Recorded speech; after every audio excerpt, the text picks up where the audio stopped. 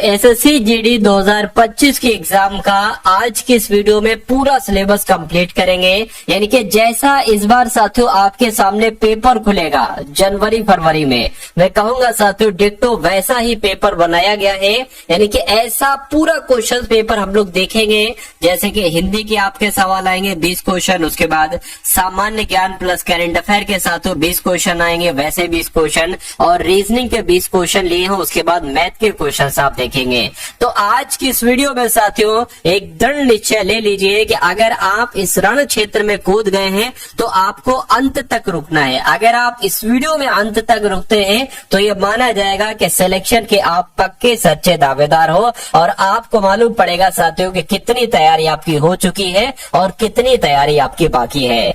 तो अपना और अपने माता पिता का सपना को साथियों पूरा करने के लिए 39,000 सीटों में से एक सीट पक्की करने के लिए इन सभी प्रश्नों को अपने मनोमस्तिष्क में स्टोर कीजिएगा, क्योंकि पेपर आपका इसे बाहर नहीं जा सकता। तो बहुत तेजी के साथ साथियों हिंदी के 20 सवालों को हम लोग देखेंगे। पहला सवाल है कि सही वर्तनी कौन से शब्द की है, मुझे बताइए। यानी कि दीक्षा कैसे लिखा जाता है? ऐसे नहीं, ऐसे नहीं, ऐसे नहीं। दीक्षा जैसे आपको ऑप्शन नंबर डी में लिखा हुआ ऐसे लिखा जाता है। उसके बाद देखिए आपसे कहा जा रहा है कि केवल फलों पर जीवन निर्वाह करने वाले के लिए एक शब्द क्या होगा।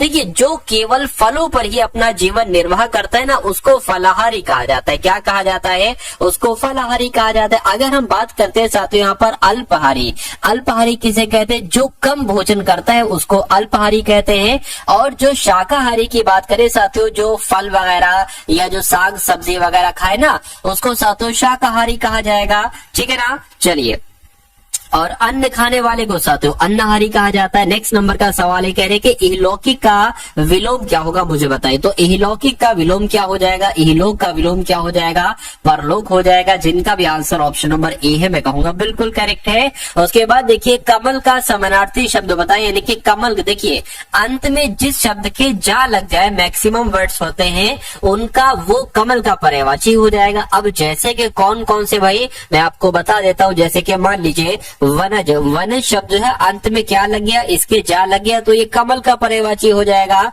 जलज की अगर बात करें अंत में साथियों जा लग गया, कमल का पर्यायवाची हो जाएगा। उसके अलावा सरोज की अगर बात करें तो अंत में साथियों क्या लग गया? ये आपका जा लग गया, तो ये आपका क्या हो जाएगा? सरोज भी आपका कमल का पर्यायवाची हो जाएगा। और अंत में यहाँ पर भी जा आया है, ये भी आपका कमल का पर्यायवाची हो जाएगा।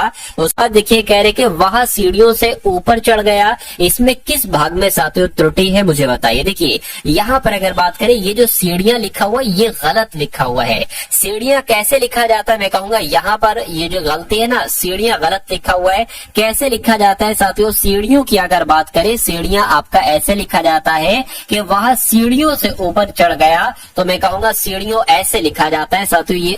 ये पॉइंट है एक तरीके से, ये वाला आएगा साथियों, ना कि ये वाला आएगा। तो मैं कहूंगा कि जिनका आंसर ऑप्शन नंबर डी के साथ है बिल्कुल करेक्ट है भाई, बहुत बढ़िया, वेरी गुड क्लास। चलिए साथियों उसके बाद देखिए कह रहे कि मन में टकराहट उत्पन्न होने से मैं कोई निर्णय ना कर सका। अब आपको खाली जगह में बताना है कौन सा वर्ड आएगा। मैं मन में द्वंद्व उत्पन्न होने से मैं कोई निर्णय ना कर सका, या मन में संघर्ष उत्पन्न होने से, या मन में युद्ध होने से। तो मैं कहूंगा कि यहाँ पर आपका द्वंद्व शब्द आ जाएगा। क्या आ जाएगा साथियों? द्वंद्व शब्द आ जाएगा। यानी कि मन में द्वंद्व उत्पन्न होने से मैं कोई निर्णय न कर सका। इस प्रकार जिनका आंसर ऑप्शन नंबर बी के साथ है, मैं कहूंगा आंसर आपका बिल्कुल करेक्ट है। उसके बाद देखिए साथियों अब आपको बताना है कि गलत विलोम युग्म कौन सा है। देखिए यौगिक का विलोम तो अयौगिक होता है, ये बिल्कुल सही हो जाएगा। लचीले का विलोम क्या कड़ा होता है? बिल्कुल साथियों। और यौवन का विलोम क्या साथियों? वार्धक्य होता है, मैं कहूंगा बिल्कुल होता है। लेकिन योगी का विलोम वियोगी नहीं होता है। क्या होता है साथियों? योगी का विलोम होता है भोगी। क्या? योगी का विलोम भोगी होता है साथियों, वियोगी नहीं होता है। तो मैं कहूंगा कौन सा वाला सुमेलित नहीं है? ऑप्शन नंबर डी वाला सुमेलित नहीं है, सुमेलित नहीं है, तो यही आपका राइट आंसर हो जाएगा। आकाश को चूमने वाले के लिए एक शब्द साथियों मुझे बता दीजिए क्या हो सकता है, बताइए।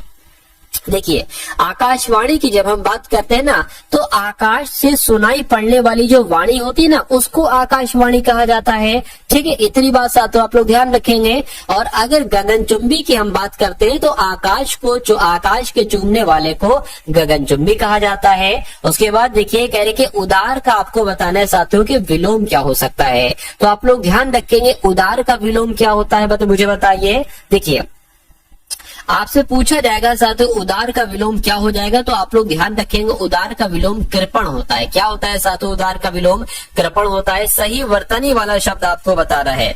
देखिए, सही वर्तनी की अगर बात करें तो उत्कृष्ट कैसे लिखा जाता है साथियों? उत्कृष्ट की अगर बात करें कुछ ऐसे लिखा जाता है। और ऐसे कहां पर लिखा हुआ है? ऑप्शन नंबर ए में लिखा हुआ है। साथियों, आपको बहुत तेजी से लगना है, क्योंकि आपके रियल एग्जाम में जब हिंदी के क्वेश्चंस होंगे ना, तो बहुत जल्दी आपको कंप्लीट करना है, क्योंकि जब हिंदी को कम समय में कंप्लीट करोगे, जीके जीएस को कम समय में कंप्लीट करोगे, तभी आपके पास मैक्सिमम समय होगा रीजनिंग को और मैथ का देने के लिए। और मैं कहूंगा साथियों, अगर आपके पास, आपने हिंदी और जीके से समय बचा लिया, तो आप रीजनिंग और मैथ में पूरे नंबर लाओगे। और हमारा उद्देश्य भी यही है, ठीक है ना। हमारा उद्देश्य है कि रीजनिंग में 20 में से 20 क्वेश्चन आप सही करें और मैथ में 20 में से 20 क्वेश्चन सही करें। और हिंदी तो मैं आपको ऐसे ही पढ़ा दूंगा कि हिंदी में एक सिंगल क्वेश्चन भी आपका गलत नहीं होने दूंगा।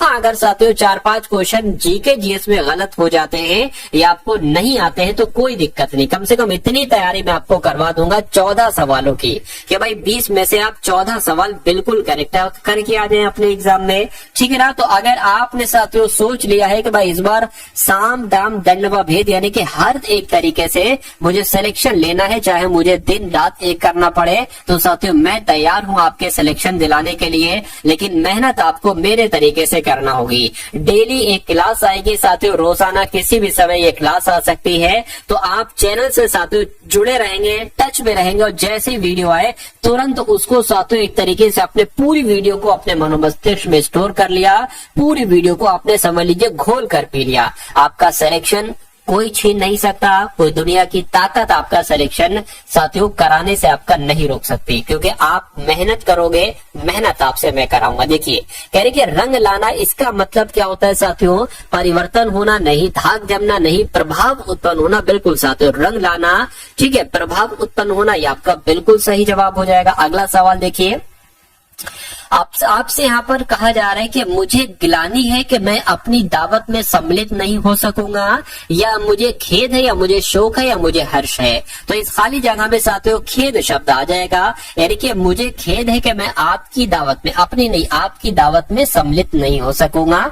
उसके बाद देखिए सही वर्तनी वाला शब्द बताइए, यानी कि पदार्थ की अगर बात करें तो पदार्थ तो साथियों आप और हम ऐसे लिखते हैं, और ऐसे कहां पर लिखा हुआ है? ऑप्शन नंबर सी में लिखा हुआ है। तो जिनका आंसर यहाँ पर ऑप्शन नंबर सी है, मैं कहूंगा बिल्कुल करेक्ट है। उसके बाद देखिए कह रहे कि साथियों हिमालय का समानार्थी शब्द क्या होगा, मुझे बताइए।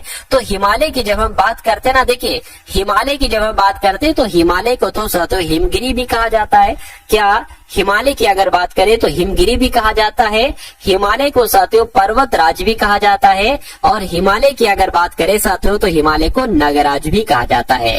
तो आपका राइट आंसर अगर है ऑप्शन नंबर सी के साथ, तो मैं कहूंगा कि आंसर आपका बिल्कुल करेक्ट है। साथियों अगर आपने अभी तक इस वीडियो को लाइक नहीं किया है तो मैं आपसे रिक्वेस्ट करूंगा कि कम से कम वीडियो को तो लाइक कर दीजिए, क्योंकि वीडियो को लाइक करने से आपका कुछ नहीं जाता, लेकिन मुझे बहुत कुछ मिल जाता है, कि मुझे मालूम पड़ जाता है कि हाँ भाई इतने बच्चों में से इतने बच्चों ने वीडियो को लाइक किया है, वीडियो को प्यार दिया है, ठीक है। इससे मेरा मोटिवेशन और साथियों ऊपर चला जाता है, और मैं अगली वीडियो और अच्छे तरीके से आपके सामने पेश करता हूं। अब यहाँ पर अगर बात करें चैनल को साथियों, आपने अभी तक अगर सब्सक्राइब नहीं किया है तो चैनल को भी साथियों तुरंत आप लोग सब्सक्राइब कर लीजिए, क्योंकि सब्सक्राइब अगर आप कर लेंगे तो एसएससी जीडी में आधा सिलेक्शन आपका ऐसे ही हो जाएगा। फिर खाली आपको साथियों सिर्फ अच्छे तरीके से पढ़ाई करना है और सिलेक्शन लेकर अपने माता पिता का सपना पूरा करना है। अब इस सवाल को अगर बात करें, कह के राम खूब कसरत करता है, क्यों? क्योंकि वह पहलवान बन जाए, इसलिए। यानी कि क्या आएगा यहाँ पर,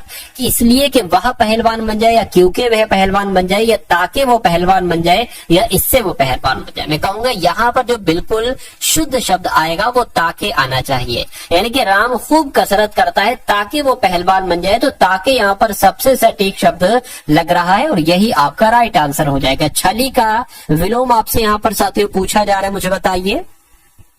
देखिए धूर्त की अगर बात करें ना साथियों के धूर्त का विलोम क्या होगा, तो धूर्त का विलोम भद्र होता है। कपटी की अगर बात करें साथियों, कपटी का विलोम क्या होता है, तो कपटी की अगर बात करें साथियों निष्कपट होता है। क्या होता है, निष्कपट होता है। और निश्चल की अगर बात करते हैं साथियों, तो आपको ये ध्यान रखना है कि छली का विलोम निश्चल हो जाएगा और निश्चल का विलोम साथियों छली हो जाएगा। ये आपको साथियों मालूम होना चाहिए। निष्फल की अगर बात करें, निष्फल का विलोम फल हो जाएगा। चलिए भाई उसके बाद देख लीजिए नेक्स्ट नंबर का सवाल है, कह रहे के दाहिना हाथ होना। अब इस मुहावरे का मतलब आपसे पूछा जा रहा है कि दाहिना हाथ होना, इसका मतलब क्या होता है कि धोखा देना नहीं। कहते नहीं भाई अरे तुम तो मेरे राइट हैंड हो, तुम तो मेरे दाहिने हाथ हो, तो धोखा देना उसका मतलब थोड़ी ना होता है। दुश्मन होना उसका मतलब नहीं होता है।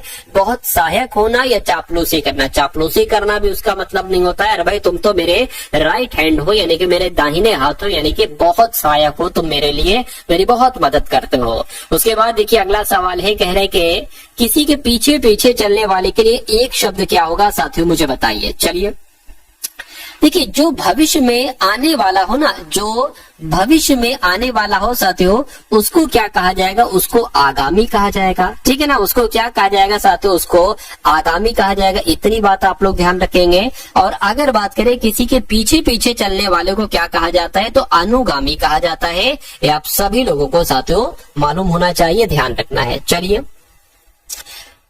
उसके बाद देख लेते हैं नेक्स्ट नंबर का सवाल है, कह रहे कि अनंत किसका पर्यायवाची है, मुझे बताइए। तो अनंत की अगर बात करें ना, अनंत साथियों आकाश को कहा जाता है। आकाश को साथियों नभ कहा जाता है, गगन कहा जाता है, अंबर कहा जाता है, व्योम कहा जाता है। ये सब आपसे पूछे जाते हैं आकाश के पर्यायवाची, अनंत के पर्यायवाची। ठीक है ना। यहाँ पर अगर पर्वत की बात करते हैं ना, तो पर्वत को साथियों अचल कहा जाता है, क्योंकि वो चल नहीं सकता। पर्वत को अचल कहा जाएगा। पर्वत को साथियों क्या भूधर कहा जाएगा। क्या साथियों, भूधर भी किसको कहा जाएगा, पर्वत कहा जाएगा। देव की अगर साथियों बात करते हैं, देव को अमृत, अमर भी तो कहते हैं, देव को अमर कहते हैं। और देव की अगर बात करें साथियों, गीर्वाण भी कहते हैं। क्या साथियों, गीर्वाण भी कहते हैं। और समुद्र की अगर बात करें, तो समुद्र को साथियों सागर कहते हैं। क्या कहते हैं, सागर कहते हैं। जल यानी कि जल्दी कहते हैं। किसको, जल्दी भी समुद्र को ही कहते हैं। चलिए भाई अब उसके बाद देखिए नेक्स्ट नंबर का सवाल है। अब यहाँ पर आपके सामने पूरे सामान्य ज्ञान के क्वेश्चंस होंगे, एकदम टॉप लेवल के, और उसके अलावा करंट अफेयर के क्वेश्चंस भी हम लोग देखेंगे। और उसके बाद रीजनिंग के 20 क्वेश्चन और मैथ के क्वेश्चंस को हम लोग देखेंगे। चलिए तो पाल वंश के पहले शासक कौन थे साथियों, या शासक पूछे या संस्थापक पूछे तो गोपाल आपको बता देना है। मोहम्मद गौरी किस वर्ष पृथ्वीराज तृतीय से पराजित हुए थे, तो मैं कहूंगा 1191 में साथियों युद्ध हुआ था, तराइन का प्रथम युद्ध। ये आप सभी लोग याद रखें, इसमें मोहम्मद गौरी को पराजित किया था। चलिए उसके बाद देखिए अगला सवाल है, उसके बाद देखिए अगला सवाल है, आपसे पूछा जा रहा है कि जब ईस्ट इंडिया कंपनी की स्थापना हुई तब भारत पर निम्नलिखित में से किसका शासन था। तो ईस्ट इंडिया कंपनी की स्थापना 1600 में हुई थी, यानी कि 1600 में साथियों किसका शासन था, तो मुगलों का शासन था, मुगल सम्राट का शासन था। आप लोग ध्यान रखेंगे। और मुगल सम्राट में साथियों किसका शासन चल रहा था, तो मैं कहूंगा अकबर का शासन चल रहा था, क्योंकि अकबर का शासन काल साथियों 1556 से लेकर 1605 तक रहा है।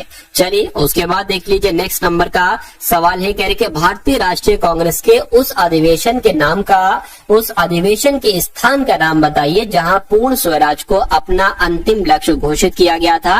राइट आंसर आपका साथियों क्या होगा, तो मैं कहूंगा वो तो लाहौर अधिवेशन में हुआ था। यानी कि भारतीय राष्ट्रीय कांग्रेस के लाहौर अधिवेशन की जब हम बात करें तो लाहौर अधिवेशन में ही पूर्ण स्वराज को अपना अंतिम लक्ष्य घोषित किया गया था। उसके बाद देखिए अगला सवाल है, कह रहे कि अलीगढ़ मुस्लिम विश्वविद्यालय की स्थापना किसने की थी, तो सर सैयद अहमद खान की अगर बात करते हैं साथियों, इन्होंने 1875 में, कब, इन्होंने 1875 में साथियों मोहम्मडन एंग्लो ओरिएंटल कॉलेज की स्थापना की थी। बाद में इसका नाम साथियों क्या हो गया, अलीगढ़ मुस्लिम विश्वविद्यालय हो गया। ठीक है ना। यानी कि 1920 में साथियों ये हुआ था। इसका नाम कब चेंज हुआ था? मोहम्मदन एंग्लो ओरिएंटल कॉलेज से जो अलीगढ़ मुस्लिम विश्वविद्यालय हुआ था ना, 1920 में हुआ था। इसकी स्थापना 1875 में की गई थी। चलिए भाई, उसके बाद देखिए कह रहे सविनय अवज्ञा आंदोलन का मुख्य उद्देश्य क्या था, मुझे बताइए।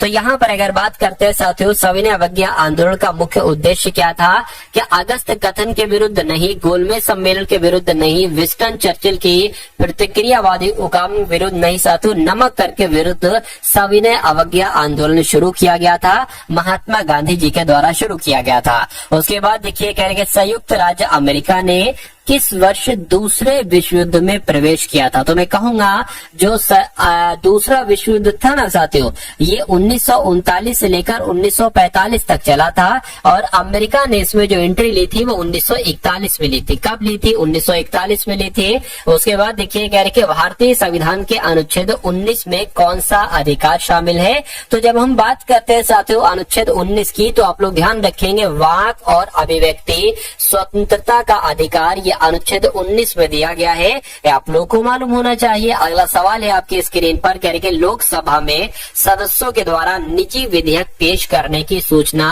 अवधि क्या होती है? तो क्या होती है साथियों? 1 माह होती है। आंसर आपका ऑप्शन नंबर ए हो जाएगा। उसके बाद देखिए कह रहे कि निम्नलिखित में से कौन सा अनुच्छेद धन विधेयक को परिभाषित करता है? ये मैं आपको कई बार बता चुका हूँ, कई बार आपके एग्जाम में भी पूछा जा चुका है और आने वाले एग्जाम में भी साथियों आपसे पूछा जा सकता है, इसलिए मैं आपको बता देता हूं। धन विधेयक की अगर बात आए तो अनुच्छेद 110 आप लोग ध्यान रखेंगे। उसके बाद देखिए आपसे पूछा जा रहा है भारतीय जनता पार्टी की स्थापना साथियों कब हुई थी? तो 1980 में भारतीय जनता पार्टी की स्थापना हुई थी। किसकी? भारतीय जनता पार्टी की स्थापना साथियों 1980 में हुई थी। आप सभी लोगों को मालूम होना चाहिए। चलिए, और भारतीय जनता पार्टी के नेता की अगर बात करें साथियों, नेता कौन है? तो मोदी जी इसके कौन है? मोदी जी इसके नेता है भारतीय जनता पार्टी के। अगला सवाल है कह रहे कि अंतरराष्ट्रीय चावल अनुसंधान संस्थान साथियों कहाँ पर स्थित है? तो ये फिलीपींस की राजधानी मनीला में। कहाँ पर है साथियों? फिलीपींस की राजधानी मनीला में है। नेक्स्ट नंबर का सवाल है कह रहे कि भारत और श्रीलंका को अलग करने वाली जल राशि कौन सी है? तो भारत और श्रीलंका को अलग करने वाली जल राशि कौन सी है साथियों? पाक जल संधि। कौन सी है साथियों? पाक जल संधि। लेकिन अगर आपसे पूछा जाए कि जो 10 डिग्री चैनल है ना, ये 10 डिग्री चैनल साथियों छोटा अंडमान और निकोबार को अलग करता है, और 8 डिग्री चैनल की जब हम बात करते हैं तो ये साथियों मालदीव को और लक्षद्वीप को अलग करता है। तो ये जो इम्पोर्टेंट फैक्ट मैंने आपको बतलाए हैं ये आप लोग बहुत अच्छे से याद रखेंगे। दक्षिण भारत का मैनचेस्टर किसे कहा जाता है? क्वेश्चन आपसे बहुत पूछा जाता है, मुझे बताइए। देखिए अगर आपसे पूछ लिया जाए कि उत्तर भारत का क्या, अगर आपसे पूछ लिया जाए कि उत्तर भारत का मैनचेस्टर किसे कहा जाता है, तो आपका आंसर क्या होना चाहिए भाई? कानपुर होना चाहिए। यानी कि उत्तर भारत का मैनचेस्टर तो कानपुर को कहा जाता है। लेकिन अगर आपसे पूछ ले साथियों कि दक्षिण भारत का मैनचेस्टर किसे कहा जाता है, तो साथियों कोयम्बटूर को कहा जाता है। किसे कहा जाता है? कोयम्बटूर को कहा जाता है। यानी कि दक्षिण भारत का मैनचेस्टर कोयम्बटूर को कहा जाता है। यह आपका बिल्कुल करेक्ट आंसर हो जाता है भाई। बहुत बढ़िया, वेरी गुड क्लास। चलिए, अगर आपसे सिर्फ ये पूछ ले कि भारत का मैनचेस्टर किसे कहा जाता है, तो भारत का मैनचेस्टर किसे कहा जाएगा? अहमदाबाद को कहा जाता है। किसे कहा जाता है साथियों? अहमदाबाद को कहा जाता है। इतनी जानकारी अगर आपको ध्यान है, मैं कहूंगा साथियों कि धीरे धीरे इस लेवल पर मैं आपको पहुंचा दूंगा, उस मुकाम तक आपको पहुंचा दूंगा कि समझ लीजिए सब कुछ आपका कवर हो जाएगा। ये जो आप देख रहे हैं ना साथियों, पुस्तकों को देख रहे हैं, इनका निचोड़ मैं साथियों आपके सामने ला रहा हूं। यानी कि ऐसे क्वेश्चन से आपके सामने से गुजरेंगे जो आपको डायरेक्ट आपके एग्जाम में देखने को मिलेंगे। कोई दुनिया की ताकत या कोई दुनिया का ऊपर वाले के द्वारा बनाया गया इंसान आपको हरा नहीं सकता, ये समझ लीजिए। अगर ऊपर वाला चाहे कि हाँ भाई इस बंदे का सिलेक्शन ना हो तो मुमकिन है ये बात, लेकिन कोई दुनिया की ताकत आपको साथों नहीं हरा सकती। नेपाली भाषा मुख्य रूप से किस राज्य में बोली जाती है? तो मैं कहूंगा साथियों नेपाली भाषा की जब हम बात करते हैं कहाँ पर, ये तो सिक्किम में बोली जाती है। ठीक है, कहाँ पर बोली जाती है साथियों? सिक्किम में बोली जाती है। उसके बाद देखिए हाल ही में मसूद पेजेशकियान ने किस देश के राष्ट्रपति के रूप में शपथ ली है? तो अगर यहाँ पर बात करते हैं साथियों, आप लोग ध्यान रखेंगे ईरान यहाँ पर आपका राइट आंसर होना चाहिए था। लिखे नहीं कोई बात नहीं, क्योंकि अभी हाल फिलहाल की बात है साथियों। मसूद पेजेशकियान ये ईरान के राष्ट्रपति बने। कहाँ के साथियों राष्ट्रपति बने हैं? ईरान के राष्ट्रपति बने हैं। उसके बाद देखिए कहा जा रहा है आपसे कि कुल्हाड़ी बंद पंचायत अभियान, ये क्वेश्चन बहुत इंपॉर्टेंट है, ये अभियान बहुत इंपॉर्टेंट है क्योंकि ये कहाँ शुरू हुआ है साथियों? राजस्थान में शुरू हुआ है। तो कुल्हाड़ी बंद पंचायत अभियान साथियों राजस्थान में शुरू हुआ है। उसके बाद देखिए राष्ट्रपति द्रौपदी मुर्मू जी ने किस देश में अंतर्राष्ट्रीय शिक्षा सम्मेलन को संबोधित किया है? तो मैं कहूंगा साथियों इन्होंने न्यूजीलैंड में किया है। यानी कि राष्ट्रपति द्रौपदी मुर्मू जी ने जो राष्ट्रपति अंतर्राष्ट्रीय शिक्षा सम्मेलन है इसको न्यूजीलैंड में संबोधित किया है। उसके बाद देखिए किस एयरपोर्ट पर पंजाब सहायता केंद्र खोला जाएगा? तो अगर यहाँ पर साथियों बात करें कि दिल्ली एयरपोर्ट आपका राइट आंसर होगा, मैं कहूंगा बिल्कुल आपका राइट आंसर दिल्ली एयरपोर्ट हो जाएगा क्योंकि दिल्ली एयरपोर्ट पर ही साथियों पंजाब सहायता केंद्र खोला जाएगा। अब उसके बाद देखिए कहा जा रहा है कि किस विधानसभा में एंटी पेपर लीक विधेयक पास हुआ है? तो किसकी बात चल रही है? मैं कहूंगा बिहार की बात चल रही है क्योंकि बिहार राज्य विधानसभा में ही एंटी पेपर लीक विधेयक पास हुआ है। उसके बाद देखिए तो अब आपके सामने देखिए आपने साथियों यहाँ पर क्वेश्चन देखे, अब आपके सामने कौन से क्वेश्चन साथियों ओपन हो चुके हैं? रीजनिंग के क्वेश्चन अब आपके सामने आ चुके हैं। तो रीजनिंग के साथियों पूरे 20 के 20 क्वेश्चन हम लोग देखेंगे और आप चेक कीजिएगा कि आखिर आपका लेवल कितना है साथियों, आपकी तैयारी कितनी हो चुकी है।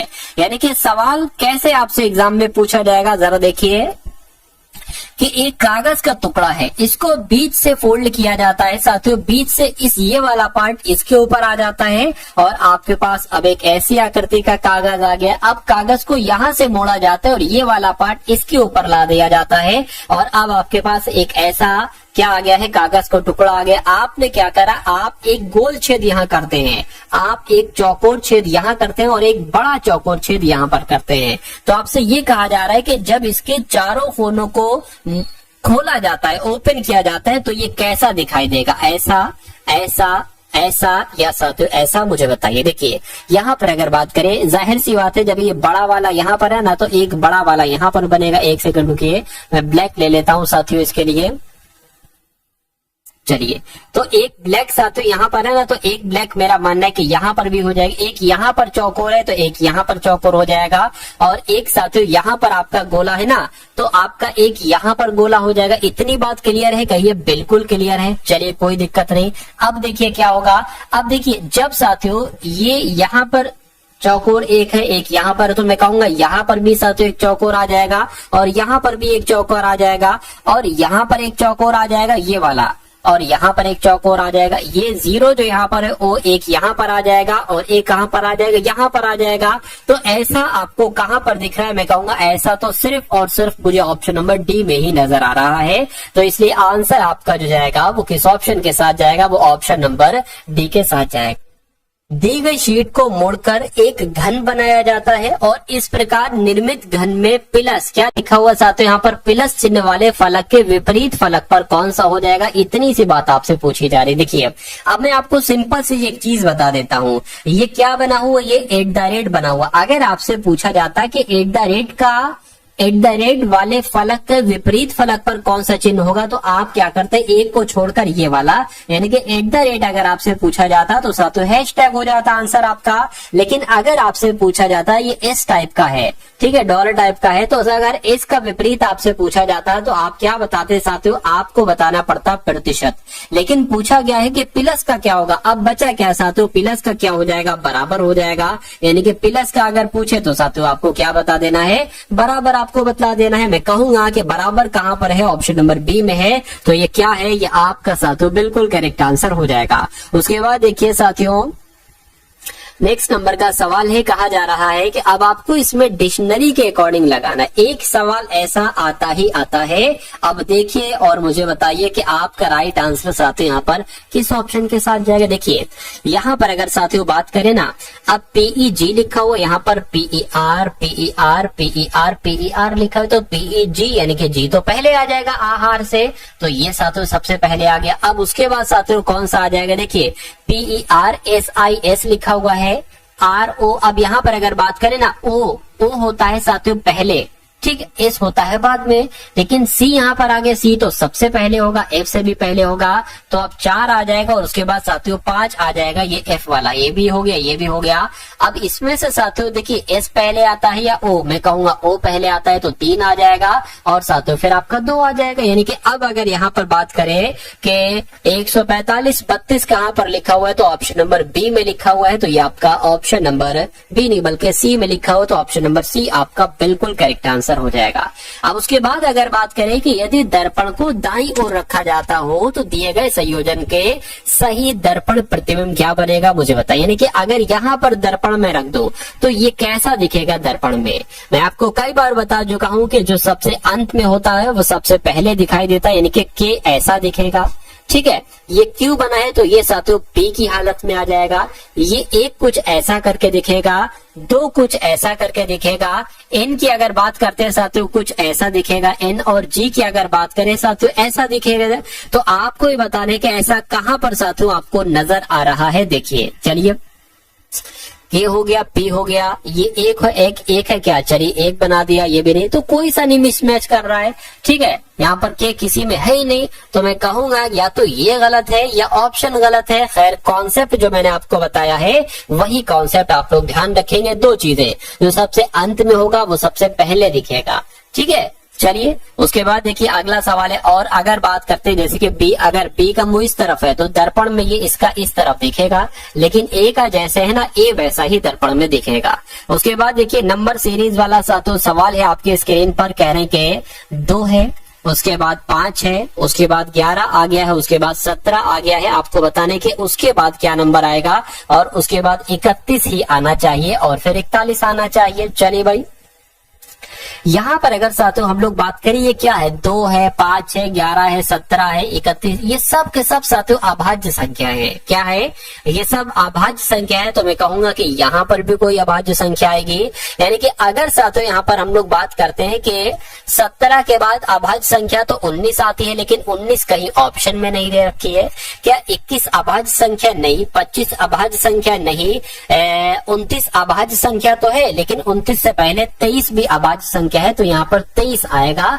चलिए, तो इस प्रकार जिनका भी आंसर ऑप्शन नंबर डी के साथ है, मैं कहूंगा आंसर आपका बिल्कुल करेक्ट हो जाएगा। अब उसके बाद देख लीजिए अगले नंबर का साथियों सवाल आपके स्क्रीन पर है, देखिए सवाल को और बता दीजिए राइट आंसर आपका क्या होगा। कह रहे कि LAYOUT को WRRVDI लिखा जाता है, तो उसी कूट भाषा में CHETAK को क्या लिखा जाएगा, मुझे बताइए। देखिए यहाँ पर अगर हम लोग ऐसा करते लिख ही लेते हैं, जैसे कि L जो होता है ना 12 पर होता है, A 1 पर होता है, Y साथियों 25 पर होता है, O 15 पर होता है, U 21 पर होता है, T 20 पर होता है, और यहाँ पर इसको लिख लेते हैं साथियों W 23 पर होता है, R 18 पर होता है, फिर R 18 पर होता है, V 22 पर होता है साथियों, D 4 पर होता है, I 9 पर होता है। अब यहाँ पर आपको देखना है कि कितने कितने साथियों नंबर जो है ना वो आगे बढ़ रहे हैं, बस इतनी सी बात आपको देखना है। और साथियों आपको कोई दिक्कत कोई परेशानी महसूस नहीं होना चाहिए। देखिए यहाँ पर से तो अच्छा खासा बड़ा, यहाँ से भी बहुत बड़ा, यहाँ से भी अच्छा, यहाँ पर एकदम से कम हो गया।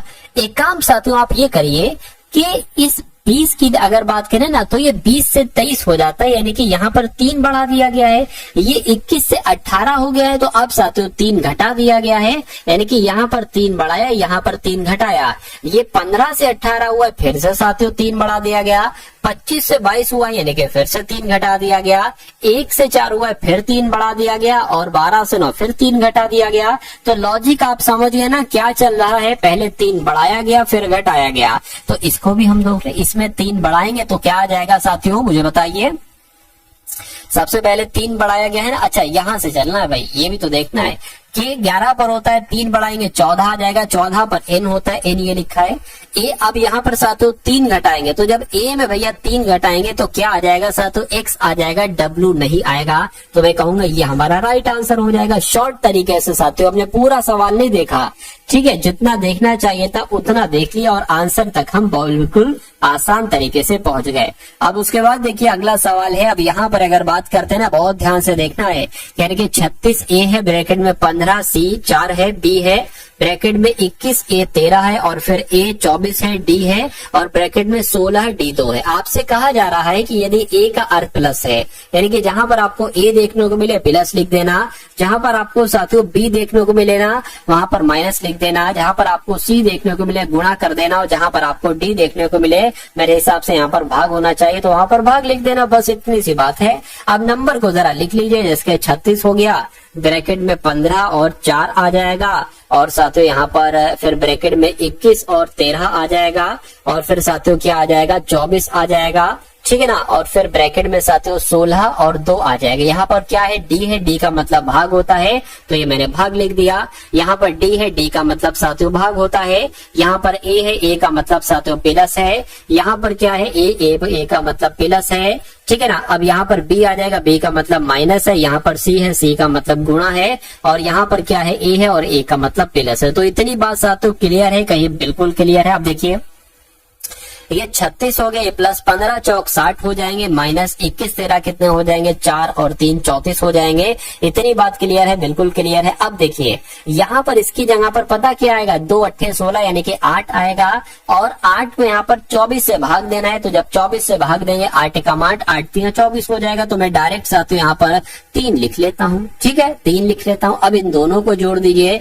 6 और साथियों कितना 96 हो गया यहाँ पर, ठीक है ना, 96 हो गया साथियों। चलिए अब इसमें से 34 घटा लीजिए और 3 जोड़ दीजिए तो इसमें 2 बच जाएगा और यहाँ पर साथियों 6 आ जाएगा, प्लस 3 कितना हो जाएगा, 66 हो जाएगा। लेकिन 66 नहीं बल्कि 65 हो जाएगा और 65 के ऑप्शन में है, मैं कहूंगा बिल्कुल ऑप्शन में है, ऑप्शन नंबर ए वाले में है।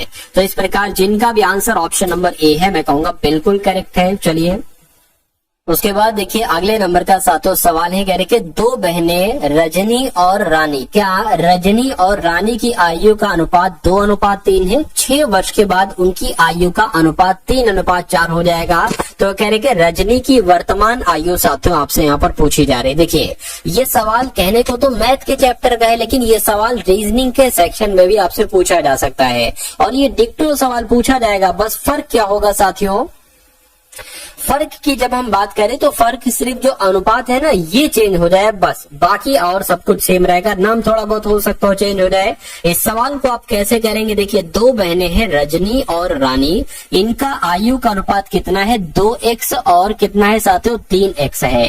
रजनी की आयु 2x है तो रानी की आयु 3x है। कह रहे कि 6 वर्ष के बाद, तो इसमें 6 जोड़ दीजिए, 6 जोड़ दीजिए दोनों में। कह रहे कि 6 वर्ष के बाद उनकी आयु का अनुपात 3:4 हो जाता है, यानी कि 3:4 हो जाता है। तो कह रहे कि रजनी की वर्तमान आयु क्या होगी, तो रजनी की साथियों आयु कितनी है 2x है, यानी कि 2x का मान आपसे पूछा जा रहा है। तो x का मान यहां से निकाल लीजिए, फिर 2x का बहुत आराम से निकल जाएगा। देखिए 4 दूना 8 हो जाएगा, यानी कि 8x हो गया, 6 चौक 24 हो जाएगा, बराबर साथियों 3x की अगर बात करें 3 गुणा 3 9x हो जाएगा, 6 3 18 हो जाएगा, ठीक है। ये आपका साथियों 9x आ गया, ये बराबर के उधर है 8x, इधर आएगा तो माइनस का हो जाएगा 8x। अब देखिए ये साथियों 24 है इधर, ये बराबर के उधर 18, इधर आएगा तो माइनस का हो जाएगा।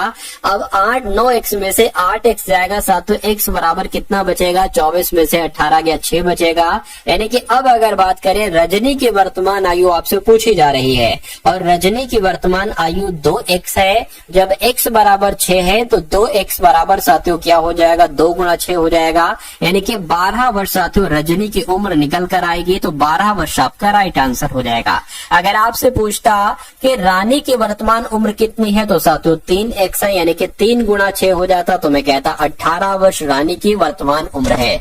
तो ये कॉन्सेप्ट साथियों आप लोग ध्यान रखेंगे, कॉन्सेप्ट आपके एग्जाम में जरूर पूछा जाता है। चलिए भाई उसके बाद देखिए पूरे 20 क्वेश्चन लिए हैं, एक ना कम एक ना ज्यादा, यानी कि 20 के 20 अगर ऐसे क्वेश्चन आते हैं तो आप कितने क्वेश्चंस बिल्कुल सही कर पाते हैं, ये एक बार मुझे कमेंट सेक्शन में आप लोग जरूर बताइएगा। देखिए कह रहे कि 6 से 22 हुआ है, ठीक है, 22 से 70 हुआ है, 70 से 214 हुआ है, 214 से यहाँ पर कौन सा नंबर होगा और उस नंबर के बाद 1942 ही आना चाहिए। तो इसको साथियों हम थोड़ा सा पता करने की कोशिश करते हैं कि भाई यहाँ पर क्या है। अभी मुझे भी नहीं पता है कि यहाँ पर आखिर लॉजिक क्या लगा है, हम कोशिश करेंगे ट्राई करेंगे एक नंबर के बाद दूसरा नंबर कैसे आया है, और ट्राई करेंगे तो आपको पता है कि ट्राई करने वालों की कभी हार नहीं होती, यानी कि कोशिश करने वालों की कभी हार नहीं होती है। देखिए 6 से 22 कैसे हुआ है, अगर आप देखना कि कभी भी एकदम गैप बहुत ज्यादा होने लगे तो वहां पर गुणा का इस्तेमाल किया, वहां पर प्लस नहीं होगा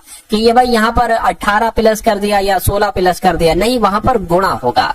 तो 6 से जरा सा 22 की अगर बात करें नजदीक लाने के लिए हम इसके 3 से गुणा कर दें और इसमें 4 जोड़ दें, 6 3 18 प्लस 4 22 हो जाएगा। उसी प्रकार इसकी 3 से की है तो इसकी 3 से करेंगे, कितना हो जाएगा, 66 हो जाएगा, 22 3 66 हो जाएगा। इसमें भी अगर 4 जोड़ देते हैं तो 70 आ जाएगा, ठीक है ना। अब 70 की गुणा भी हमें 3 से ही करना पड़ेगी, कितना हो जाएगा, 7 21 यानी कि 210 हो जाएगा। तो 210 में अगर 4 जोड़ दो तो 214 आ जाता है। अब 214 की भी हमें 3 से गुणा करना पड़ेगी, साथियों करा लीजिए, यहाँ पर कोई दिक्कत नहीं। 4 3 12, 3 1 3 और 1 4, 3 दूना कितना हो जाएगा, 6 हो जाएगा। तो इसमें साथियों आपको 4 जोड़ना पड़ेगा, क्या जोड़ना पड़ेगा, 4 जोड़ना पड़ेगा, तो 646 हो जाएगा। मैं कहूंगा बिल्कुल 646 यहाँ पर आ जाएगा। अभी हमें नहीं पता ये आंसर हमारा सही है या नहीं सही है, इसको चेक करने के लिए वैसे तो आप लगा सकते हो कि 646 आंसर हो जाए, लेकिन अगर आपको अभी भी शक है कि 646 होगा या नहीं होगा तो आप साथियों इसकी गुणा 3 से कराइए 646 की, उसमें 4 जोड़ दीजिए।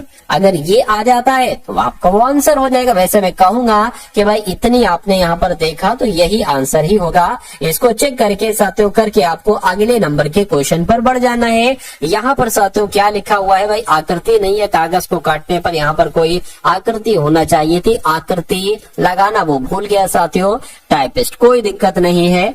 चलिए अगले नंबर का साथियों सवाल है, कह रहे कि फ्लोट को ROU लिखा जाता है, ठीक है भैया, फ्लोट को साथियों ROU लिख दिया। उसके बाद कह रहे कि CLAIM को OAB लिखा जाता है, तो आपको बताने कि ARMED को क्या लिखा जाएगा, देखिए और मुझे बताइए कि आपका राइट आंसर यहाँ पर साथियों किस ऑप्शन के साथ जा सकता है। चलिए देखिए यहाँ पर अगर साथियों बात करें ना, F जो होता है साथियों वो 6 पर होता है और L कितने पर होता है, 12 पर होता है। और O की अगर बात करें साथियों 15 पर होता है, A 1 पर होता है साथियों। T की अगर बात करें तो ये साथियों कितने पर होता है, 20 पर होता है, A 1 पर होता है। अब देखिए यहाँ पर ये बना है 18 और 15 और साथियों 21 बना है। देखिए थोड़ा सा अगर आप ध्यान लगाएंगे आप देखेंगे कि ये 1 और 20 को जोड़ दिया गया है, 21 आ गया है। 6 और 12 को जोड़ दिया गया है, 18 आ गया है। 15 की जगह 15 आ जाएगा, यानी कि लॉजिक जो है वो समझ गए ना साथियों। अब देखिए साथियों यानी कि इसको आपस में जोड़ देना है, तो 1 और 18 और 18 पर आता है, इसको जोड़ोगे कितना आएगा साथियों, 19 आएगा। और 19 पर एस होता है, यहाँ पर ओ जैसा है ना वैसा ही ओ है, जैसा बीच वाला लेटर वैसा ही ये है, यानी कि एम की जगह पर एम आ जाएगा। और इसको जरा जोड़ो 5 + 4 यानी कि 9 आ जाएगा। तो मैं कहूंगा 9 पर क्या आता है, आई आता है, यानी कि SMI। तो SMI कहां पर लिखा हो, मैं कहूंगा ऑप्शन नंबर ए में लिखा हुआ है। तो इस प्रकार ये लॉजिक बिल्कुल नया था और ये एग्जामिनर ने हो सकता हो शायद अभी तक साथियों पूछा हो, लेकिन आपसे अब पूछा जा सकता है ये लॉजिक। तो ये एक्सपेक्टेड लॉजिक है और मेरा मानना है कि इस बार आपसे ये लॉजिक पूछा जरूर जाएगा। चलिए भाई उसके बाद देखिए कह रहे कि विटीकल्चर का संबंध अगर अंगूर से है तो फ्लोरिकल्चर का संबंध साथियों किससे होगा, मुझे बताइए। देखिए असल में होता ऐसा है कि अंगूर के उत्पादन को विटीकल्चर कहा जाता है। क्या कहा जाता है, विटीकल्चर कहा जाता है। तो किसके उत्पादन को फ्लोरिकल्चर कहा जाएगा, यहाँ पर शब्द क्या जुड़ा है, यहाँ पर फल शब्द जुड़ा है। तो मैं कहूंगा फलों के उत्पादन को फ्लोरिकल्चर कहा जाएगा। तो इस प्रकार जिनका भी आंसर ऑप्शन नंबर ए के साथ है बिल्कुल करेक्ट भाई, बहुत बढ़िया, वेरी गुड क्लास। चलिए साथियों अब उसके बाद देखते हैं नेक्स्ट नंबर का साथियों सवाल है आपकी स्क्रीन पर। 3 लेटर है यानी कि SRQ, उसके बाद PON, उसके बाद आपको बताने कि यहाँ पर कौन से 3 लेटर आएंगे और उसके बाद JIH ही आना चाहिए और उसके बाद GFE ही आना चाहिए। यहाँ पर अगर बात करें साथियों S आता है 19 पर, ठीक है। यहाँ पर एक काम करता हूँ साथियों, मैं आपको बिल्कुल बता ही देता हूँ। S 19 पर आता है, R 18 पर आता है और Q 17 पर आता है, P16 पर आता है ये वाला, O15 पर आ जाएगा, N14 पर आ जाएगा। अब आपको बताने कि यहाँ पर कौन से 3 लेटर आएंगे। और J10 पर आता है, I9 पर आता है, H8 पर आता है, J7 पर, 6 पर, 5 पर आता है। अब देखिए यहाँ पर 19 से 16 हुआ है, 3 घटा है। अगर हम यहाँ पर भी अगर साथियों 3 घटाएं तो मेरे हिसाब से 13 आना चाहिए। 13 आना चाहिए, तो 13 में 3 घटाया जाता है तो 10 आता है, और 10 में 3 घटाया जाता है तो 7 आता है, यानी कि यहाँ पर 13 आ जाएगा। 13 का मतलब क्या होता है साथियों, M होता है। तो M एक यहाँ पर है, एक यहाँ पर है। अब देखिए 18 से 15 हुआ, 3 घटाया गया है। 15 से अगर 3 घटाएंगे तो 12 आना चाहिए। 12 से अगर 3 घटाएंगे तो 9 आता है। 9 से 3 घटाएंगे 6 आएगा, यानी कि 12 की जगह पर साथियों क्या होता है, 12 का मतलब होता है साथियों L। ठीक है, तो ML कहां पर लिखा हुआ, ऑप्शन नंबर बी में लिखा हुआ, तो यहीं पर आप अब रुक जाइए और यही आपका राइट आंसर हो जाएगा। आगे अगर आप चेक करेंगे तो ये टाइम वेस्टिंग है, लेकिन अभी हम लोग यहाँ पर सीख रहे हैं। तो जब सीखता है इंसान तो A to Z सब कुछ देखता है। 17 से 3 घटाया 14 हो गया, 14 से 3 घटाएंगे 11 आ जाएगा। 11 पर साथियों क्या आता है, तो मैं कहूंगा ML के ही आपका बिल्कुल करेक्ट आंसर हो जाता है। भाई बहुत बढ़िया, वेरी गुड क्लास। चलिए साथियों अब उसके बाद देख लीजिए नेक्स्ट नंबर का सवाल है। यहाँ पर भी साथियों आकृति नहीं लग पाई है, चलिए कोई दिक्कत नहीं है। अब उसके बाद देखिए अगले नंबर का साथियों सवाल है, और ये बहुत शानदार सवाल है, एक अच्छा कॉन्सेप्ट है। देखिए कहा जा रहा है साथियों यहाँ पर आपसे, ये अगर बात करते हैं साथियों यहाँ पर कुछ दिक्कत हो गई भाई।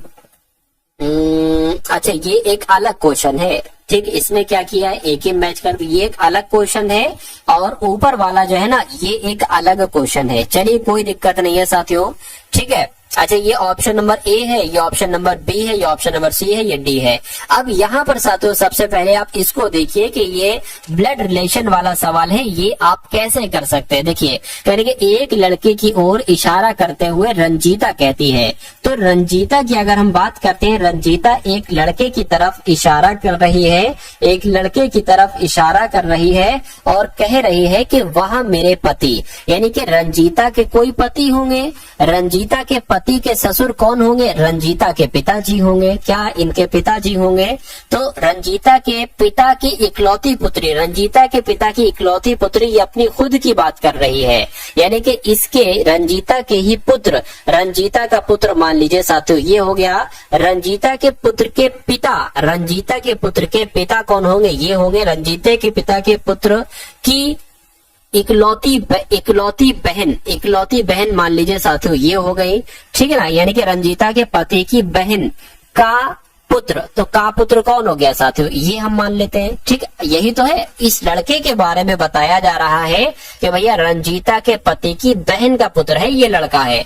तो पूछा क्या जा रहा है कि उस लड़के की माँ का रंजीता से, रंजीता के पति से क्या संबंध है, आपसे यहाँ पर पूछा जा रहा है। देखिए उस लड़के की माँ का, यानी कि इस लड़के की अगर माँ की बात करें, इस लड़के की माँ का रंजीता के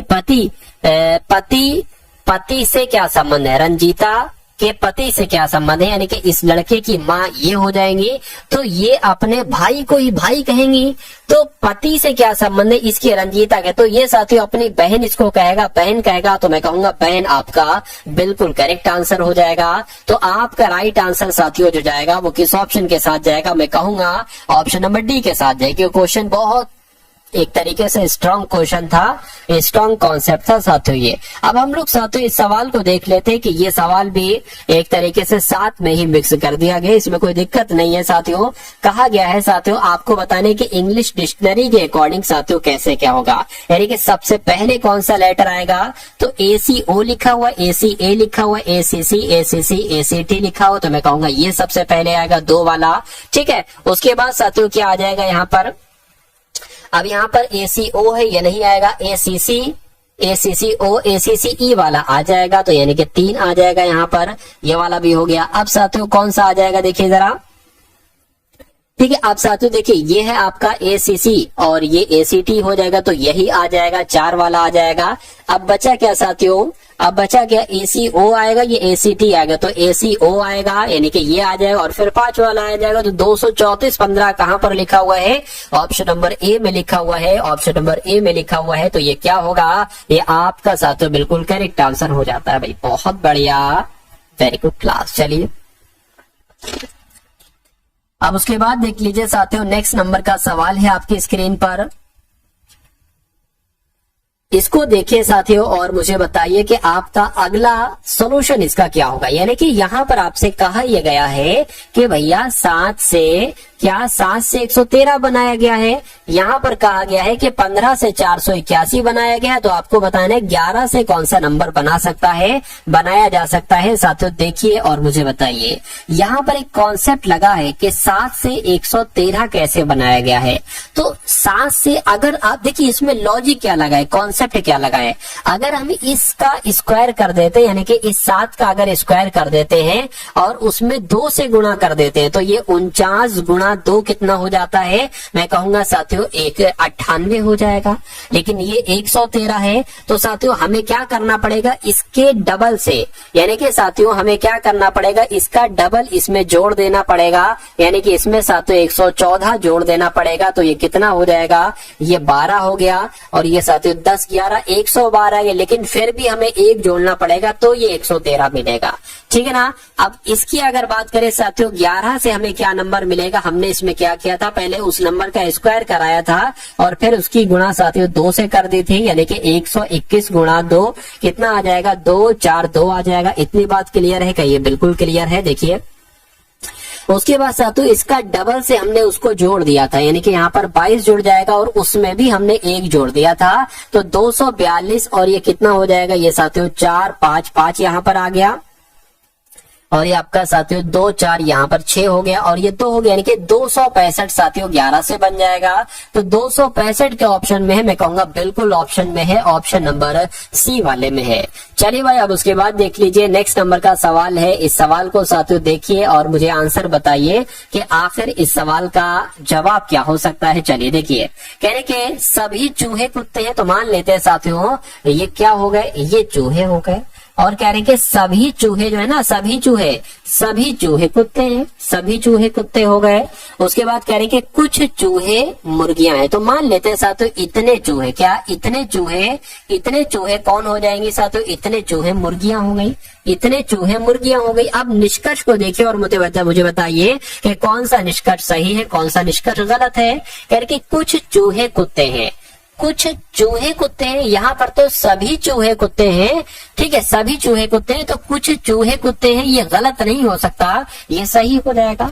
कुछ मुर्गियां चूहे, बिल्कुल साथियों कुछ मुर्गियां चूहे, इतनी मुर्गियां साथियों चूहे हैं, तो ये भी बिल्कुल सही हो जाएगा। यानी कि निष्कर्ष 1 और निष्कर्ष 2 आपका दोनों सही हो जाएगा, और दोनों सही हो जाएगा तो यही आपका बिल्कुल करेक्ट आंसर हो जाएगा। चलिए भाई अब उसके बाद देखिए, अब यहाँ पर आपको साथियों बताना है कि कौन सा एक तरीके से संबंध सही तरीके से आएगा, भतीजी, ब्यूटिशियन, महिला। देखिए इतनी बात तो क्लियर है कि जो भतीजियां होती है ना, भतीजी, वो महिलाएं ही होती हैं। तो ये मान लीजिए साथियों क्या हो गई, ये महिलाएं हो गई, तो ये क्या हो जाएंगी, ये भतीजियां हो जाएंगी। ठीक है, अब ब्यूटिशियन की अगर बात करें तो ब्यूटिशियन कुछ लड़कियां भी होती है, कुछ लड़के भी होते हैं, तो हो सकता हो कुछ ब्यूटिशियन भतीजियां हो, तो ये कुछ ब्यूटिशियन भतीजियां हो गई। हो सकता हो कुछ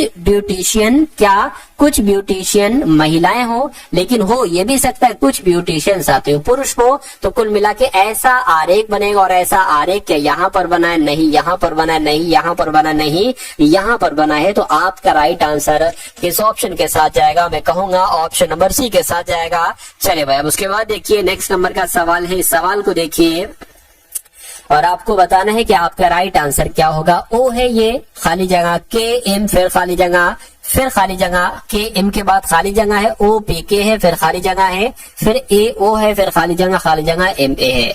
तो कभी भी अगर आपके सामने ऐसा सवाल आ जाए तो मैं आपको सिर्फ एक कॉन्सेप्ट बताता हूँ इसका, उस एक कॉन्सेप्ट को साथों आपको ट्राई करना है और आंसर आपका बहुत आसानी से आ जाएगा। भले 1 सेकंड ज्यादा लगे, लेकिन जो रिजल्ट आएगा ना वो बिल्कुल सही आएगा। सबसे पहले आपको इसको काउंट कर लेना है, 1 2 3 4 5 6 7 8 9 10 11 12 13 14 15। अब 15 यहाँ पर आ रहा है, तो या तो हो सकता हो 3 का पेयर बने या 5 का पेयर बने। तो 3 का तो साथियों पॉसिबल नहीं लग रहा है, तो साथियों 5 का पेयर बना लेते हैं। यहाँ पर 1 2 3 4 5 ये अलग हो गया, 1 2 3 4 5 ये अलग हो गया, और 1 2 3 4 5 ये अलग हो गया।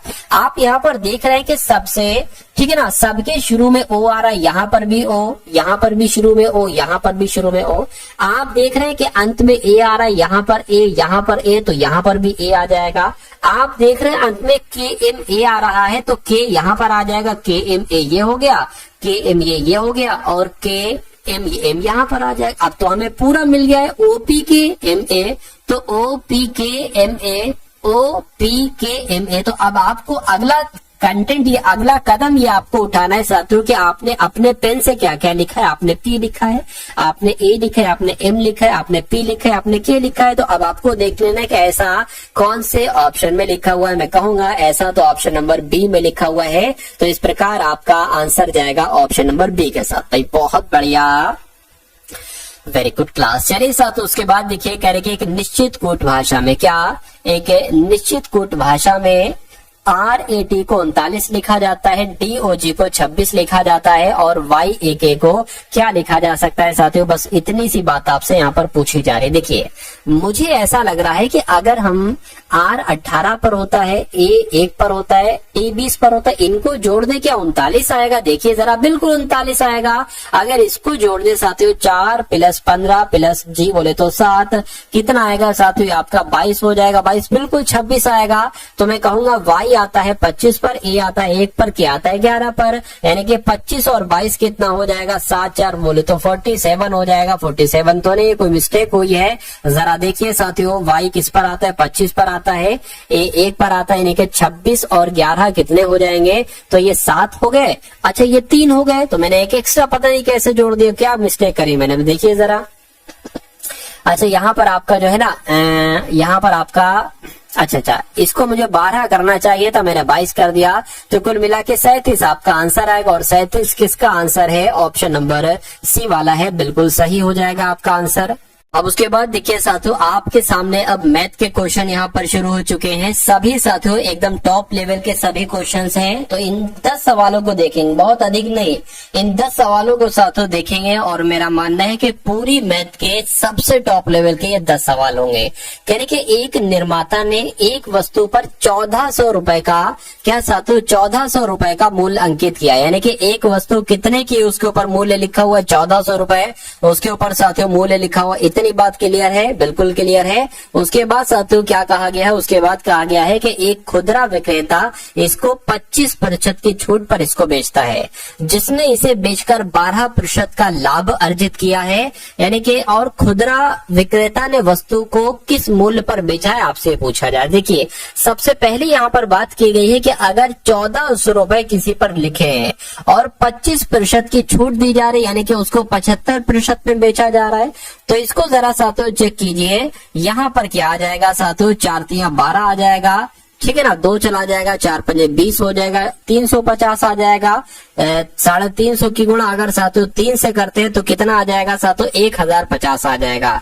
यानी कि कहने का मतलब यह है कि जब 1400 रुपए की वस्तु को 25% छूट के साथ बेचा जाता है तो वो 1050 की बिकती है। लेकिन कह रहे हैं कि जिसने इसे बेचकर 12% का लाभ अर्जित किया, यानी कि अब जो है ना, अब इस पर साथियों 12% का लाभ लिया जा रहा है, तो इसको 112% में बेचा जा रहा है। तो बस इसको कैलकुलेट कर लो, आपका आंसर आ जाएगा। तो खुदरा विक्रेता ने वस्तु को किस मूल्य पर बेचा है साथियों बता देंगे। 0 से ये 0 कैंसिल हो जाएगा, 5 दूना 10, 5 एकम 5 हो जाएगा, 5 दूना 10 हो जाएगा, 2 से कट करे साथियों 2 पंजे 10, 2 छंग 12, यानी कि 21 गुणा 56 की साथियों कर लो, 21 गुणा, ठीक है 56 गुणा 21 आपने यहाँ पर कर लिया, यहाँ पर आ जाएगा 6 दूना 12 आपका आ जाएगा, 5 दूना 10 और आपका 11 आ जाएगा, यानी कि 6 आ गया, 7 आ गया, 1 आ गया। तो मैं कहूंगा साथियों 1176 आपका यहाँ पर बिल्कुल करेक्ट आंसर हो जाएगा। और जिनका भी आंसर यहाँ पर ऑप्शन नंबर सी है, मैं कहूंगा बिल्कुल आपका आंसर करेक्ट है। चलिए भाई, अब उसके बाद देख लीजिए नेक्स्ट नंबर का सवाल है। ये क्वेश्चन भी साथियों बहुत इंपॉर्टेंट है आपके लिए। चलिए अब यहाँ पर अगर बात करें कि 12 मीटर 15 मीटर 20 मीटर की विमाओं वाले एक कमरे की, यानी कि एक कमरा है साथियों, क्या है, एक कमरा है और उस कमरे की विमाओं की बात चल रही है। 12 15 20 विमाओं वाला एक कमरा है। कहने कि इस कमरे की 4 दीवारों पर 2 मीटर स्क्वायर, क्या साथियों 2 रुपए मीटर प्रति स्क्वायर की दर से पुताई करानी जानी है। तो इसका खर्चा आपसे पूछा जा रहा है कितना आएगा। देखिए सबसे पहले अगर बात करें, हमें ये मालूम होना चाहिए कमरे के चारों दीवारों का क्षेत्रफल क्या होगा। हमको क्या मालूम होना चाहिए कि उस कमरे के चारों दीवारों का, क्या साथियों, चारों दीवारों का क्षेत्रफल क्या होगा। तो इसका सूत्र क्या है साथियों, मैं आपको बतला देता हूं, ठीक है। 2 ब्रैकेट में हो जाएगा L प्लस B और गुणा में हो जाएगा H, ये H हो जाएगा ऊंचाई, ये हो जाएगा चौड़ाई, ये हो जाएगा लंबाई। और लंबाई चौड़ाई ऊंचाई यहाँ पर आपको दे रखी है। तो साथियों क्षेत्रफल तो कमरे के चारों दीवारों का क्षेत्रफल आपको बहुत आसानी से मिल जाएगा। L प्लस B यानी कि 15, 12 गुणा 15 हो जाएगा, 12 प्लस 15 हो जाएगा और गुणा क्या हो जाएगा 20 हो जाएगा। यानी कि ये कितना आ जाएगा साथियों, ये आपका 27 आ जाएगा। और 27 आ जाएगा, 27 दुना कितना हो जाएगा, 27 गुणा 2 गुणा 20 आपका ये आ जाएगा। चलिए तो 27 दुना आपका साथियों कितना आ जाएगा, 54 आ जाएगा, ठीक है ना। 54 की गुणा आपको साथियों 2 से कर देनी, 4 दुना 8 आ गया, 5 दुना 10 आ गया और 0 का 0 आ गया। यानी कि मैं कहूंगा 1080 क्या निकलेगा, 1080 पुताई के लिए ये आपका, देखिए ये चारों दीवारों का क्षेत्रफल निकलेगा। आप कह रहे हैं कि अगर 1 मीटर पर 2 रुपए का खर्चा आता है तो 1000, ये यहाँ पर 1080 मीटर है, ठीक है, क्षेत्रफल। तो इसका कह रहे हैं कि इसका पुताई का खर्च कितना आएगा। तो साथियों 1080 मीटर पर पुताई करना है, ठीक है, और 2 रुपए हर मीटर के लिए ले रहे हैं तो कितना खर्चा आएगा, इसकी गुणा कर दो, 0 आ गया, 8 दूना 16 आ गया, 2 एकम 2 आ गया। मैं कहूंगा 2160 का खर्चा आएगा। और 2160 कौन से ऑप्शन में है, ऑप्शन नंबर डी वाले में है। तो जिनका भी आंसर साथियों यहाँ पर ऑप्शन नंबर डी है, मैं कहूंगा आंसर आपका यहाँ पर बिल्कुल करेक्ट हो जाएगा। चलिए भाई अब उसके बाद देख लीजिए, नेक्स्ट नंबर का सवाल है आपके स्क्रीन पर, देखिए और बताइए कि सवाल का जवाब आपका यहाँ पर किस ऑप्शन के साथ जा सकता है और क्या आपका राइट आंसर हो सकता है। चलिए तो यहाँ पर अगर साथियों हम लोग बात करेंगे स्थान ए से स्थान बी के ट्रेन और बस के किराए का अनुपात। देखिए 2 जगह है, एक स्थान ए से स्थान बी तक है। अगर साथियों यहाँ पर ट्रेन की बात चल रही है और बस की बात चल रही है, यानी कि ट्रेन और बस के किराए का अनुपात, यानी कि अगर साथियों ट्रेन का खर्चा 3 है तो साथियों बस का खर्चा 5 है। कह रहे कि यदि ट्रेन का किराया 15% बढ़ जाता है और बस का किराया 10% बढ़ जाता है तो ट्रेन और बस के नए किरायों का अनुपात क्या होगा। ये क्वेश्चन बहुत इंपॉर्टेंट है। देखिए यहाँ पर 15%, हमें 3 का 15% निकालेंगे तो थोड़ा सा मुश्किल पड़ेगा। अगर हम 30 यहाँ पर 30 कर लेते हैं, इसको 50 कर लेते हैं, तब भी थोड़ा सा मुश्किल पड़ेगा 15% निकालना। लेकिन अगर हम इसको 3 की जगह पर 300 और 5 की जगह पर इसको 500 कर लेते हैं और फिर कहते हैं कि भैया 300 का, यानी कि इस 3 का ट्रेन का किराया 15% बढ़ जाता है तो इसका 115 निकाल लीजिए। अच्छा इसका एक काम करिए साथियों, 15% पहले आप इसका निकाल लीजिए तो 2 0 से 2 0 कैंसिल हो गया, 15 3 45 हो जाएगा। यानी कि पहले 300 था, अब 45 उसमें बढ़ जाता है तो साथियों 345 अब खर्च हो जाता है ट्रेन का। और कह रहे कि बस का किराया 10% बढ़ जाता है तो 500 का 10% कितना होगा, 50 होगा, यानी कि 550 हो जाएगा।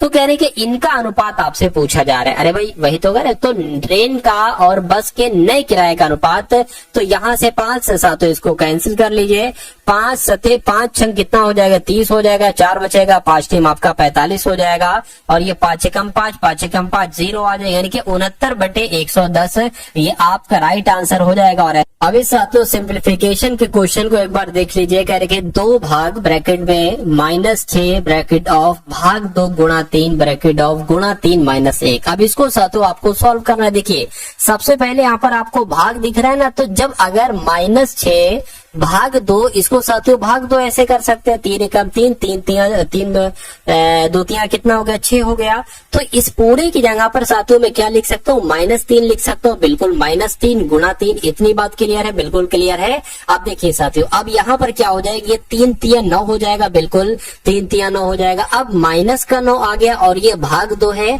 यानी कि 2 भाग हो गया, इतनी बात क्लियर है। अब आपको भी पता है साथियों 2 भाग 9 है, तो साथियों इसको मैं ऐसे लिख सकता हूँ, इसको मैं ऐसे लिख सकता हूँ, बिल्कुल। अब यहाँ पर क्या है साथियों, गुणा 3 है गुणा 3 -1 है, -1 आ गया। इसको अगर कैंसिल करो मैं साथियों, 3 एकम 3, 3 3 9, यानी कि 2/3 माइनस का, और यहाँ पर क्या आ जाएगा, 1 आ जाएगा। इतनी बात क्लियर है, माइनस का 2/3 -1 है। अब इसको साथियों आप कैलकुलेट करा लीजिए, 2 एकम 2 हो जाएगा, यहाँ से 2 आ गया। और यहाँ पर अगर साथियों बात करते हैं, 3 एकम 3 आ गया, ये साथियों यहाँ पर आपका 3 आ जाएगा, ठीक है ना, यहाँ पर 3 आ जाएगा आपका। चलिए, और बटे में साथियों क्या हो जाएगी, ये 3 माइनस का, ये 3 माइनस का हो जाएगा। लेकिन यहाँ पर एक बात आप क्लियर करिएगा, ये 3 की गुणा इस माइनस के 1 से होगी, माइनस के 3 की गुणा, तो ये प्लस में बदल जाएगा। लेकिन ये तो साथियों माइनस का ही रहेगा, -3, ठीक है। तो यहाँ पर क्या आ जाएगा, 5/3 आ जाएगा, इसको हम माइनस का कह सकते हैं। तो 5/3 आंसर होना चाहिए, लेकिन -5/3 आंसर नहीं है। तो इसको साथियों हम ऐसे भी कर सकते हैं, 3 यहाँ पर आ गया, ठीक है, 3 एकम 3 हो गया, बचा 2 यहाँ पर, यानी कि 1 सही 2/3 आपका आंसर हो जाएगा। लेकिन माइनस का 1 सही 2/3, तो माइनस का 1 सही 2/3 कहाँ पर लिखा हुआ है, ऑप्शन नंबर बी में लिखा हुआ है, सॉरी ऑप्शन नंबर सी में लिखा हुआ है। तो ये आपका बिल्कुल करेक्ट आंसर हो जाएगा। उसके बाद देख लीजिए नेक्स्ट नंबर का साथियों सवाल है आपकी स्क्रीन पर, देखिए इस सवाल को और मुझे बता दीजिए कि आपका राइट आंसर यहाँ पर क्या होगा, ठीक है ना। देखिए साथियों, क्वेश्चंस की जब हम बात करते हैं तो क्वेश्चन को आपको बहुत अच्छे तरीके से समझना होता है, और साथियों क्वेश्चंस को बहुत अच्छे तरीके से समझकर उसका जवाब देना होता है। पहले आप क्या करिए साथियों, क्वेश्चन की ज्यादा से ज्यादा आप प्रैक्टिस कर लीजिए, और यहाँ पर डेली आपकी साथियों प्रैक्टिस भी करवाई जा रही है, और जो एक्सपेक्टेड क्वेश्चन आपके बनते हैं वो भी आपको दिए जा रहे हैं, ठीक है ना। तो सब कुछ साथियों कंप्लीट आपकी तैयारी करवाई जा रही है, चाहे वो मैथ हो, चाहे रीजनिंग हो, चाहे साथियों जीके जीएस हो, या चाहे हिंदी हो, सब कुछ करंट अफेयर के भी। अब इस सवाल को हम लोग देख लेते हैं साथियों करके। एक सौदे में प्रतिशत लाभ क्रय मूल्य से 70% के बराबर। बहुत आराम से समझिएगा, देखिए क्या कहा गया है, कह रहे कि एक सौदा हुआ है जिसमें जो लाभ है ना, लाभ ये क्रय मूल्य के 70% के बराबर है। तो अगर मान लीजिए क्रय मूल्य यानी कि कॉस्ट प्राइस अगर 100 है, ठीक है, और लाभ कितना बताया गया है, क्रय मूल्य अगर 100 है तो लाभ साथियों 70% बताया गया है। तो मैं कह सकता हूँ सेलिंग प्राइस क्या हो जाएगा, यानी कि विक्रय मूल्य क्या हो जाएगा, 170 हो जाएगा, जाहिर सी बात है, ठीक है ना। यानी कि साथियों आपका क्रय मूल्य अगर 100 है, लाभ अगर 70 है, तो विक्रय मूल्य क्या हो जाएगा, 140 हो जाएगा। इतनी बात साथियों क्लियर है, बिल्कुल क्लियर है। अब यहाँ पर आप देखिए, कह रहे कि यदि बाद में क्रय मूल्य 40% बढ़ जाता है, यानी कि क्रय मूल्य पहले तो 100 था, लेकिन 40% बढ़ जाएगा, तो ये साथ 140 हो जाएगा। लेकिन विक्रय मूल्य समान रहता है, यानी कि विक्रय मूल्य ये जो 170 है ना, ये 170 रहता है, क्रय मूल्य को बढ़ा दिया जाता है।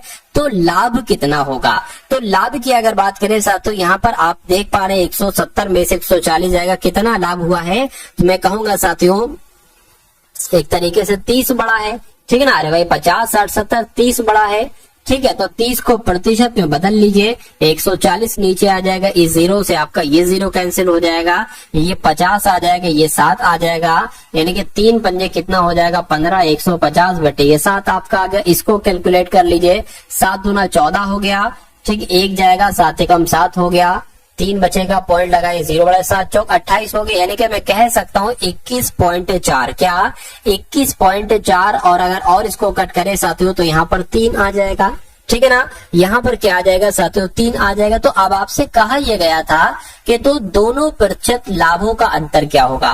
पहला लाभ क्या था, पहला लाभ 70% था, दूसरा लाभ क्या है 21.43% है। तो दोनों का अंतर करा लीजिए, यानी कि 70 में से 21.43 को साथियों घटा दीजिए, क्या दिक्कत है, कोई दिक्कत नहीं है साथियों। कितना बचेगा, 10 में से 3 जाएगा, 7 बचेगा, 9 में से 4 जाएगा साथियों, ये आपका 5 बच जाएगा। और यहाँ अब पता क्या हो जाए, ये 69 अब हो गया, 1 ले लिया है ना, तो साथियों यहाँ पर 9 में से 1 जाएगा, 8 बचेगा, और 6 में से यहाँ पर साथियों 4 जाएगा। मैं कहूंगा 48.57 आपका बिल्कुल करेक्ट आंसर हो जाएगा। ये अच्छा क्वेश्चन था, अच्छा कॉन्सेप्ट था इसका। तो इस प्रकार आंसर आपका जो जाएगा वो किस ऑप्शन के साथ जाएगा, साथियों ऑप्शन नंबर सी के साथ जाएगा। चलिए भाई, अब उसके बाद देख लीजिए नेक्स्ट नंबर का सवाल है, देखिए सवाल को और बताइए कि आपका राइट आंसर यहाँ पर किस ऑप्शन के साथ जा सकता है। कह रहे कि एक दुकानदार एक रेफ्रिजरेटर के अंकित मूल्य पर 12% की शुरुआती छूट देता है, रियासती मूल्य पर 17% की छूट देता है। यदि अंकित विक्रय मूल्य 21,912 है, ठीक है ना, 21,912 है, तो अंकित मूल्य, ठीक है, अंकित मूल्य ज्ञात कीजिए। अंकित मूल्य आपसे पूछा जा रहा है। देखिए मान लीजिए अंकित मूल्य x है, ठीक है। अब इस x मूल्य पर मान लीजिए अंकित मूल्य x है, इस पर दो छूटें दी जाती है। एक तो 12% की जब छूट जाएगी यानी कि इसको 88% में बेचा जाएगा। उसके बाद एक छूट और दी जा रही है 17% की, यानी कि इसको 83% में बेचा जाएगा। जब ये दो छूटें दी जाती हैं तो इसका मूल्य कितना हो जाता है, 21,912 हो जाता है। ये पूरा सवाल में साथियों कहा गया है। तो आपको अंकित मूल्य ज्ञात करना है, यानी कि साथियों आपको x का मान ज्ञात करना है। x का मान आप ज्ञात कर लोगे, आपका आंसर आ जाएगा बहुत आराम से, ठीक है। 29,912 यहाँ पर, सॉरी 21,912 यहाँ पर लिख दिया, ठीक है। अब इसको जरा कट कर लो, 4 दूना 8, 4 दूना 8, इसको कट करोगे तो साथियों ये 25 आ जाएगा। यानी कि एक काम आप ये करते हो, x बराबर साथियों 21,912 गुणा ये 25 की गुणा इससे हो जाएगी, 25 आ गया, और 100 की भी गुणा भी सही इससे हो जाएगी। बटे में आपका क्या आ जाएगा, बटे में आपका आ जाएगा 22 गुणा 83। क्या आ जाएगा, 22 गुणा 83 आ जाएगी। इतनी बात क्लियर है, बिल्कुल क्लियर है। अब एक काम करिए साथियों, इसको थोड़ा सा मैं जगह बनाता हूं। देखिए 2 एकम 2, 2 एकम 2, 2 एकम 2 0 आएगा, 2 नीम 18, 2 पंजे 10, 2 छंग 12 हो गया। इसको अगर 11 से कट करें, 11 एकम 11, ठीक है। 11 नीम कितना हो जाएगा साथियों, 99 हो जाएगा। कितना बचेगा, 10 बचेगा, ये 105 हो जाएगा। फिर से 11 नीम 99 हो जाएगा। फिर कितना बचेगा, 6 बचेगा, 66 हो जाएगा, 11 छंग 66 हो जाएगा। यानी कि अब आपके सामने आ गया है 986 गुणा 2500 और भाग में कितना आ जाएगा साथियों, 83 आ जाएगा। अब मुझे ऐसा लग रहा है साथियों कि जो 996 है ना, ये 83 से कटता है। तो कैसे कटता है साथियों, मैं कहूंगा साथियों, अगर हम बात करें 10 से अगर इसकी करें तो 830 हो जाएगा। अगर 83 की 12 से गुणा करते हैं तो कितना आ जाएगा, 6, 16 और 8 और 3 आ गया, यानी कि 6 आ गया, 9 आ गया। बिल्कुल साथियों मैं कहूंगा ये 12 बार में कट जाएगा। तो अब आपको साथियों 12 की गुणा 2500 से कराना है, बस आपका आंसर आपके सामने आ जाएगा। 12 की गुणा 2500 से करा लीजिए। तो 12 की गुणा साथियों 25 में करा लेता हूँ, 00 बाद में जोड़ देंगे, 12 पंजे 60 हो जाएगा, 12 दूना 24 हो जाएगा, 0 आ गया, 9 आ गया, 2 यानी कि 2 0 लगा दिया। मैं कहूंगा 29,000 आपका राइट आंसर आ जाएगा। लेकिन 29,000 यहाँ पर है, यहाँ पर तो साथियों 29,000 नहीं है। फिर क्या करना है, फिर क्या कोई दिक्कत हो गई है साथियों, क्या हो गया मुझे बताइए। चलिए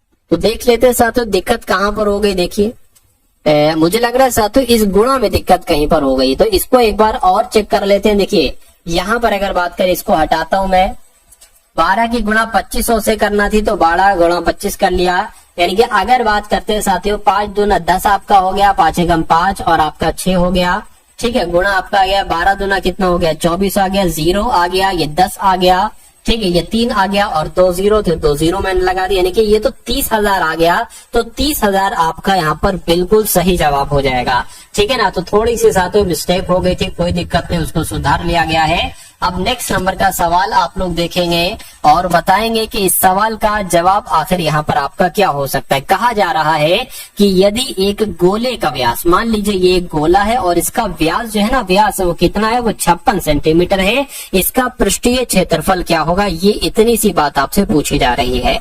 तो गोले का पृष्ठीय क्षेत्रफल का सूत्र पता क्या होता है, गोले के पृष्ठीय क्षेत्रफल का सूत्र होता है साथियों 4 पाई आर स्क्वायर। तो साथियों 4 की जगह पर 4 आ जाएगा, पाई का मान साथियों 22/7 है, आर कितना है। अब देखिए ये 56 व्यास है, व्यास का आधा होता है, व्यास का आधा साथियों त्रिज्या होता है, तो इसका आधा कितना हो जाएगा साथियों 2 और 8 यानी कि 28 हो जाएगा। तो 28 गुणा 28 आपका यहाँ पर आ जाएगा, 7 एकम 7, 7 चौक आपका 28 हो जाएगा। 4 की गुणा 22 से करेंगे तो साथियों ये 88 आ जाएगा, और 28 की गुणा जब हम 4 से करेंगे तो साथियों 4 अट्ठे 32 आ जाएगा, 4 दूना 8 11, यानी कि 112 की गुणा आपको 88 से कराना है। बस आपका आंसर आपके सामने आ जाएगा। कोई दिक्कत कोई परेशानी आपको महसूस नहीं होना चाहिए, कोई दिक्कत नहीं। इसकी गुणा करा लेते हैं।